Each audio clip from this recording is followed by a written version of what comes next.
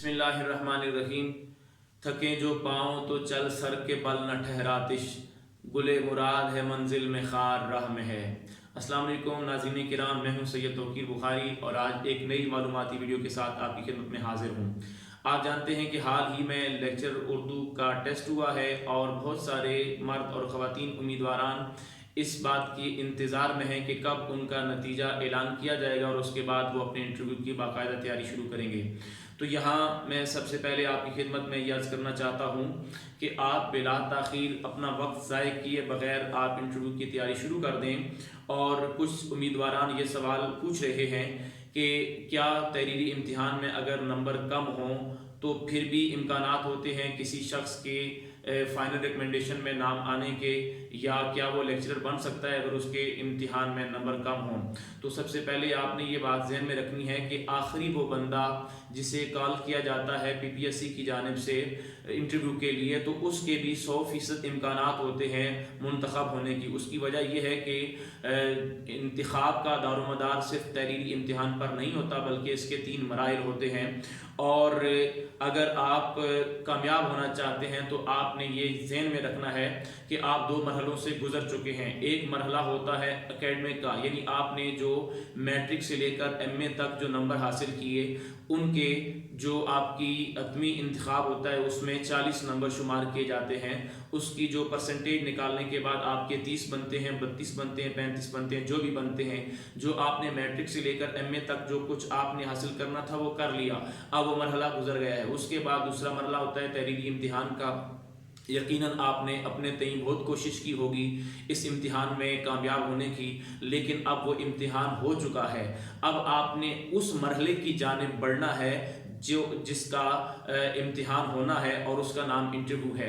Interview में आपने अपने आप को पेश करना होता है, अपनी शख्सियत का इजहार करना होता है, अपनी इल्मियत को जाहिर करना होता है और अपनी काबिलियत को भरपूर तरीके के साथ उस पैनल के सामने आपने पेश करना होता है। तो अगर आप ये सोच रहे हैं, क्योंकि बहुत सारे उम्मीदवार ये सोचते हैं कि मेरे नंबर इम्तिहान में कम आए या मेरा टेस्ट इतना अच्छा नहीं हुआ, और ये एक तासुर पाया जाता है कि अगर नंबर थोड़े हों तो उस बंदे के कोई इम्कानात नहीं होते, सिर्फ फर्जी तौर पर उसे बुला लिया जाता है खाना पूरी के लिए। बिल्कुल ऐसा नहीं है।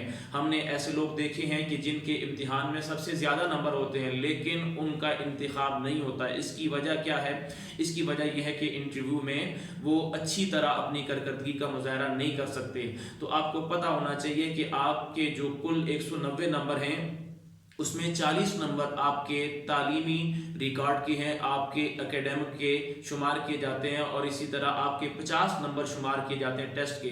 अगर किसी ने फ़र्ज़ करें 90 नंबर लिए हैं तो उसके 45 नंबर शुमार किए जाएंगे। लेकिन एक बहुत बड़ा आपके पास जो कामयाबी का एक ज़रिया है वो इंटरव्यू है, क्योंकि उसके 90 नंबर होते हैं। तो इस तरह अगर आपके टेस्ट में सबसे कम नंबर हैं तो फिर भी आपके पास 100% इम्कानात हैं। आप इंटरव्यू के ज़रिए अपने आप को इंतखाब के मरहले में दाखिल करवा सकते हैं। तो ये एक बुनियादी सवाल था जिसको वाज़ेह करना ज़रूरी था, क्योंकि कुछ लोग जो हैं वो अच्छे एकेडमिक नंबर रखने के बावजूद टेस्ट में अच्छी तरीके से वो अपनी कारकर्दगी का मुजाहरा नहीं कर सके, जिसकी वजह से वो मायूस हैं। तो बिल्कुल आप मायूस ना हो, आप भरपूर तरीके से अपनी तैयारी शुरू कर दें। दूसरा जो सवाल है जो उम्मीदवारों के जहन में है और बड़ा वो मासूमाना सा है, वो ये सोच रहे हैं कि नतीजा आने के बाद जो हमने तहरीरी इम्तिहान दिया है उसका रिज़ल्ट आने के बाद हम अपनी तैयारी का आगाज़ करेंगे। तो ये आपकी बहुत बड़ी गलती होगी। और वो ये सोच रहे हैं कि अगर फ़र्ज़ करें कि हमने अपनी तैयारी का आगाज़ कर दिया और खुदा न खास्ता हमारा नाम उस लिस्ट में नहीं आता जिन्हें इंटरव्यू के लिए बुलाया जाता है, तो इस तरह हमारी तैयारी ज़ाय हो जाएगी। तो याद रखिएगा कि इल्म कभी ज़ाय नहीं होता। आज आपने जो तैयार किया है, अगर फ़र्ज़ करें खुदा न खास्ता PPSC के लेक्चर के इम्तिहान में आप कामयाब नहीं होते तो ये जो आपकी तैयारी है आगे आपको काम आएगी, क्योंकि अभी इसके इम्तिहान और भी हैं। तो आपने ज़िंदगी में बहुत सारे इम्तिहानात में बैठना है और अपनी अगली मराहिल, अपनी अगली मनाजिल की जानिब, अगले मराहिल की जानिब आपने बढ़ना है। तो अपनी तैयारी को आप जारी रखें, अपना मुताला जारी रखें। किसी भी सूरत में आपका जो पढ़ा हुआ मुताला है, जो आपका इल्म है, जो आपकी मेहनत है वो कभी रायगां नहीं होगी। इसलिए आप अपने इस वक्त का ज़िया किए बगैर अपने अगले मरहले के लिए तैयार हो जाएं। और बहुत सारे जो उम्मीदवारान हैं ये सवाल पूछ रहे हैं और ये सवाल उनके ज़हन में मौजूद भी है कि रिज़ल्ट कब आएगा। तो याद रखिएगा, रिज़ल्ट तब आएगा जब पंजाब पब्लिक सर्विस कमीशन की मर्ज़ी होगी और जब उनके तमाम मराहिल मुकम्मल हो जाएंगे, जब उन्होंने मुनासिब समझा वो नताइज का ऐलान कर देंगे। ये आपका मामला नहीं, ये कमीशन का मामला है। इसलिए अपना वक्त ज़ाय किए बगैर, ये बहुत नादर मौका है आपके पास और आप अगर चाहें तो इससे फ़ायदा उठा सकते हैं। भरपूर तैयारी करें और आज से ये तहिया कर लें कि हमने जो टेस्ट देना था वो तो दे लिया, लेकिन हमने आगे इंटरव्यू के मरहले की जानिब कामयाबी के साथ आगे बढ़ना है।